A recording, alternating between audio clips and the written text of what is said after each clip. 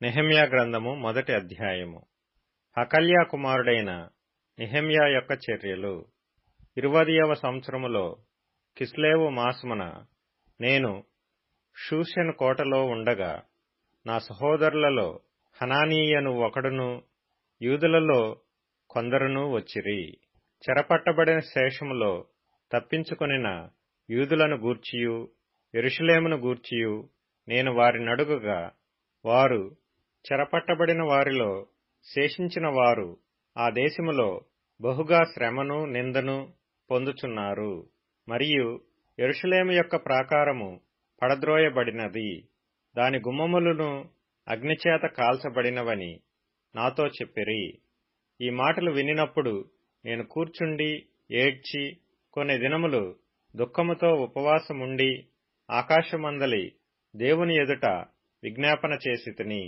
ఎట్లనగా, ఆకాశమందున్న దేవా యెహోవా, భయంకరుడైన గొప్ప దేవా, నిన్ను ప్రేమించి నీ ఆజ్ఞలను అనుసరించి నడుచువారిని కటాక్షించి వారితో నిబంధనను స్థిరపరచువాడా, నీ చెవియొగ్గి నీ నేత్రములు తెరచి నీ సన్నిధిని దివారాత్రము నీ దాసులైన ఇశ్రాయేలీల పక్షముగా నేను చేయు ప్రార్థన అంగీకరించుము. నీకు విరోధముగా పాపము చేసిన ఇశ్రాయేలు కుమారుల దోషమును నేను ఒప్పుకొనుచున్నాను. నేనును నా తండ్రి ఇంటివారును పాపము చేసియున్నాము. నీ ఎదుట బహు అసహ్యముగా ప్రవర్తించితిమి. నీ సేవకుడైన మోషే చేత నీవు నిర్ణయించిన ఆజ్ఞలనైనను కట్టడలనైనను నిధులనైనను మేము గైకొనకపోతిమి. నీ సేవకుడైన మోషేతో నీవు సెలవిచ్చిన మాటను జ్ఞాపకము చేసుకొనుము.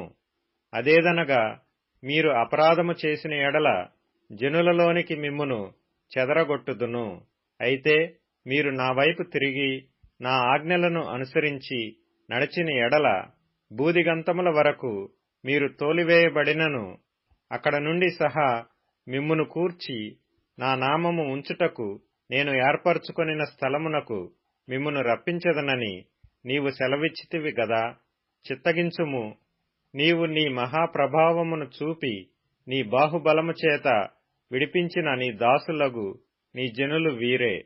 యెహోవా, చెవియొగ్గి నీ దాసుడనైన నా మొరను నీ నామమును భయభక్తులతో గణపరచుటయందు ఆనందించు నీ దాసుల మొరను ఆలకించి ఈ దినమందు నీ దాసుని ఆలోచన సఫలపరచి ఈ మనుష్యుడు నాయందు దయచూపునట్లు అనుగ్రహించుమని నిన్ను బతిమాలుకొనుచున్నాను అని ప్రార్థించితిని.